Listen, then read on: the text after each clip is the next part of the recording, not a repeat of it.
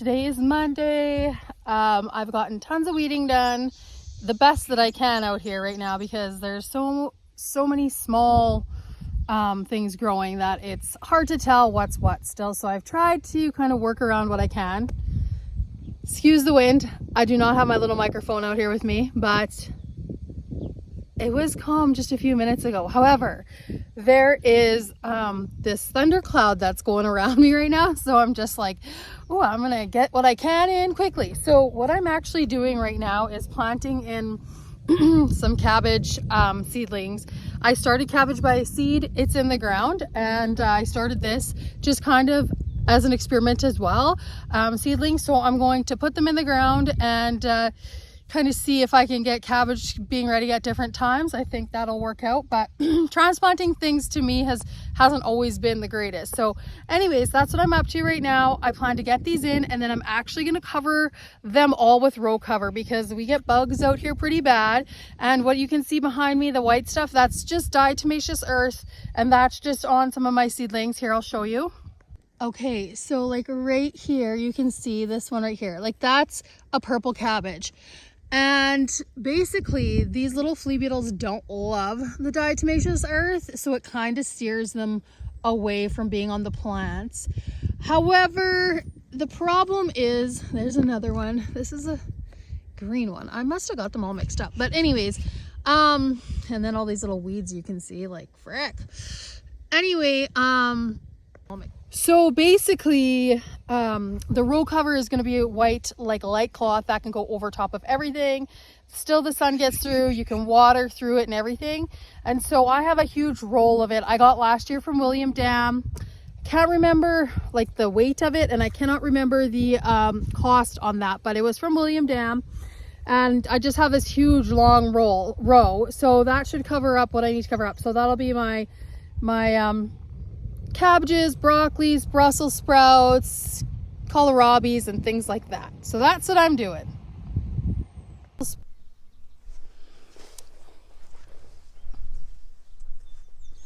Hey guys, so we're having a slight crisis.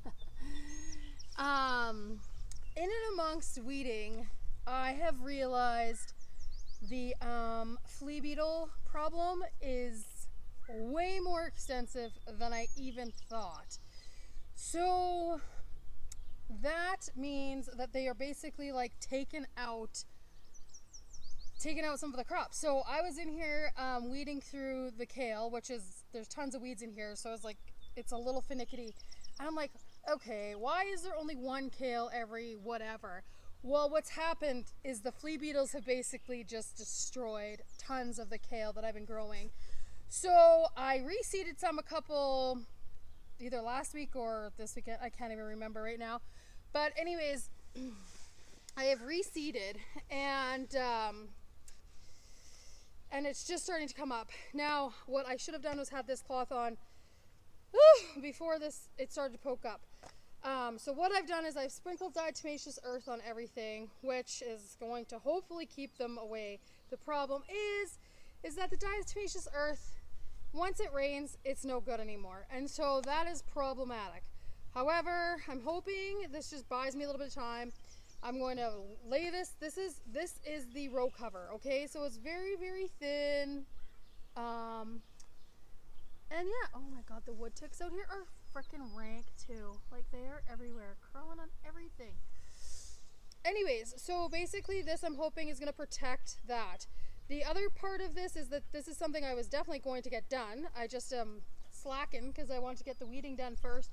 But this will help to protect from the cabbage moths as well, which they also love to take up real estate and lay eggs on all those, like so the kale, the broccoli, the cauliflower, Brussels sprouts, cabbage, all that stuff. So this protects from that too. So I am going on to get on it today. This was not really my plan for today, but I am realizing I am behind. So I'm going to do this. Also pretty interesting is that the agronomist was out talking to Mark or whatever for his fields or whatever. He's planting canola. Same family. And anyway, she was telling him that they put out this sticky kind of like a sticky pad or whatever, and put something on it that is like the scent of canola. And basically she said, like, Mark was just saying, like, basically it was just like loaded with the flea beetles. So flea beetles are a super problem this year, and more so than I've experienced in the past. So I'm hoping this is going to help me with dealing with that problem. I'm going to order more kale seeds because I know that I'm not going to have enough with what I have here. So I'm going to quickly order some more kale seeds, try to plant them quickly, cover them up. And then, yeah, I'm just going to cover up everything else that might be getting taken down by them. So yeah, that's what I'm going to do today. So that is what's up. That is a bit of a crisis that we're dealing with. And like, honest to God, you guys, I'm just going to show you guys.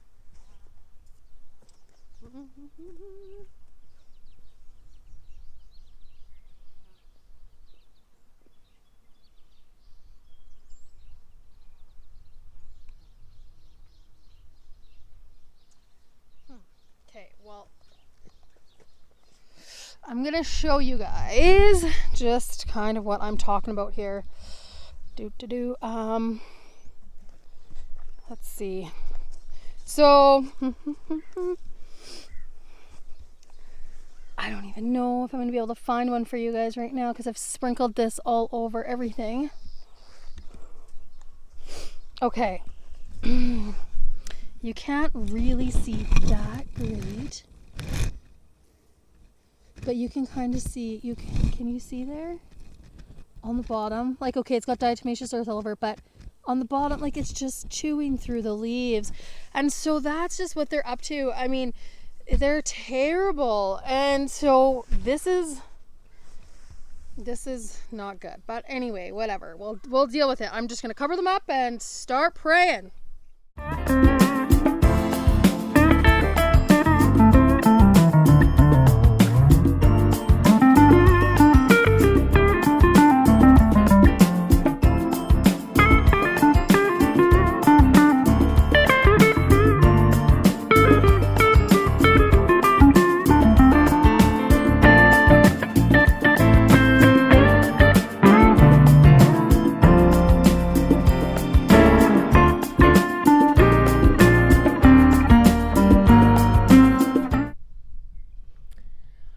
Okay, friends, oh my goodness, today has been a doozy so far.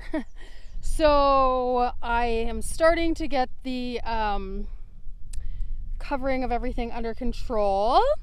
Hurrah! The other thing that I have been working on is like, well, some of my cut flowers, like my seedlings, they are looking like they could use a little fertilizer. So I had to drop a little fertilizer on them today. The other thing too, like the netting for the glads, I hadn't had that up yet. Well, the glads are starting to get, 8-9 inches tall, the first ones that I planted. So they need to be supported because they tip over and then they don't look good. So I had to get some netting up for that. I haven't even bought any netting yet. So I just had to like rummage around and find what I could. Well, as far as netting goes, so I found this netting, the same stuff I used last year, a package of it in my car, or raw for that. Mark, he had to go to town. He had to pick me up more landscape staples. So I'm fairly ill prepared. But anyway, I think everything is pretty under control right now. So I am putting a little bit of water on some things that I succession planted today, and then tomorrow I'm going to finish covering up what I need to, which will be the kohlrabi, the rutabaga turnips, broccoli, cauliflower, and Brussels sprouts. And then that should do it. And hopefully I can have a crop of that stuff. So yeah, it has been definitely a day, but that's how every day goes for me. It's I'm on my own pretty much. Like, Mark supports me 110% all the time, but the one thing is, like, when you're farming, you're just farming, and so we're both like farming, and we just can't really help each other. I mean, I try to like do what I can to help him in when I'm not, I have a little bit more flexibility. So I, cook for him and do all that stuff. But as far as like it goes for me in the garden, pretty much he leaves. That's up to me, and that's my choice. And it's all good. I love it, but I do get pretty panicked in a moment. I'm like, oh my God, everything's happening and I need to deal with it right now. So that's what happened when I noticed that the flea beetles were just destroying the kale. And I mean, I've never grown kale before, so I just wanted to be successful. So I think there will be some, because there is definitely some growing, but I am gonna quickly place an order tonight and get it hustled to me. It doesn't even need to be quick, whatever. I'll get it hustled to me. I plan to try to plant some a little later in the season and have it in the fall as well. So whatever, if this run around doesn't work out, like flea beetles they're kind of like, I think they're kind of like timely, and I think that they are just, this is the time for them. So with me planting 2 weeks early, I'm facing that challenge where maybe if I had been planting right now in 2 weeks, I wouldn't be facing that problem.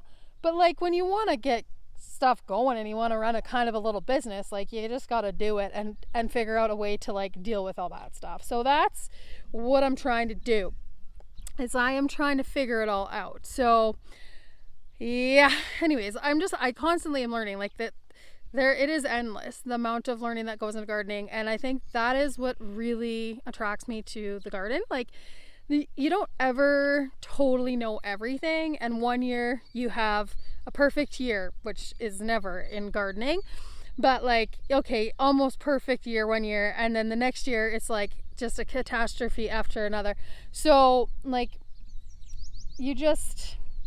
gardening is a forever learning thing, and I just absolutely love that about it. And this being in the garden brings me the absolute greatest peace ever. And then learning about it, and just trying to, I don't know, like just being able to grow food and flowers, and it's very satisfying, let me tell you. And there is no food that tastes better than homegrown in your own garden, with your own hands. Like, it's pretty special, and I love that. So regardless of the challenges that it poses in my life and the stresses that it's not really a stress. It honestly, it's a love, and it's just like, oh my gosh, it's challenging, but it's an adventure. So I do love it. This past week I had like, I don't know how many people's like, oh my God, that's such hard work. And yeah, like, I ain't gonna lie, gardening is hard work, and especially on this scale. But the benefits of gardening far outweigh the amount of work that goes into it. And I will say that, like, mentally, physically, spiritually, just everything, it provides me. And I know it's just not me, because I talk to a lot of my clients and friends that love gardening, and they all feel the same. But it keeps you grounded and gives you balance in your life. And though can be hard work, what it gives me in return, there's no comparison to the work benefit ratio. Like, there's just nothing. So that kind of just gives me like a little bit of goosebumpies, actually, and I'm thinking about it. I spend endless hours in here, and I often listen to music or like audiobooks, which I do love. I'm on one right now called The Mind-Gut Connection, which is actually very interesting, and I'm really liking it. So talks about your gut and your life and your mind and everything, how it's all connected. Very interesting. But I do spend a lot of time thinking in the garden, just about life in general and everything that comes along with it. And I just love it. You can think your own thoughts, and it's a place to just like escape reality a little bit. So and like escape reality, but then like dive deep into yourself, and so I just love that. I am like one of those people that just like, I'm a thinker, and I overthink a lot of things, and but like just personal things and whatever else, and the garden is a great place for me to do that without any hassles or anything. So that is my testament to the garden. And yes, it is quite a bit of work. And if you don't love it, you're not going to do it. Like, it's just going to drive you crazy, you know. It's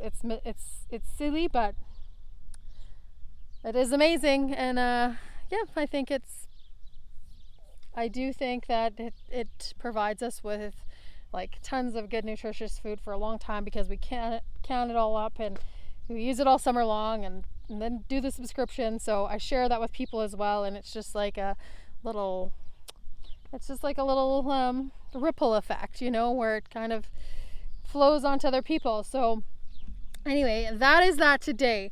Yeah, my questions for you guys are, if you are gardeners and you have dealt with flea beetles, what do you guys do to deal with them? Like, what is your home remedy, or your I'd like to keep it organic. If I can get away from spraying anything on my food that I'm going to consume, I prefer that. Hey, boo-boo. Hi, mister. Coming for a visit. But yeah, so my question is for you guys, flea beetles, what do you guys do? I like I said, I use diatomaceous earth and, oh my gosh, you're gonna knock me over, and cover stuff. And so that has, it just like, you just got to get your stuff past the point of being tiny. And then once you get it big enough, they kind of piss off and go do their own thing. So that I want to know. And yeah, if you have any other solutions or anything like that, I want to hear about it. So for those crops, like, they're kind of a hard thing to grow. My goodness, like, they're challenging for many reasons. But tell me that. What is your solution? Oh, the Ukrainian hummer in the background. That thing is so ugly. It drives me nuts. Anyway, that's what I want to know. And the other thing is, if you like this video, please feel free to hit the like button, comment in the comment section, and subscribe to my channel. Share away, if you will. Ask your friends and family, what do they do for flea beetles? Yeah, you know, tell me all your things. I want to know.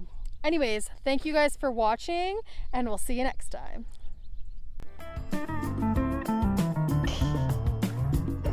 Haven't really got you on here yet. Cheryl, the queen.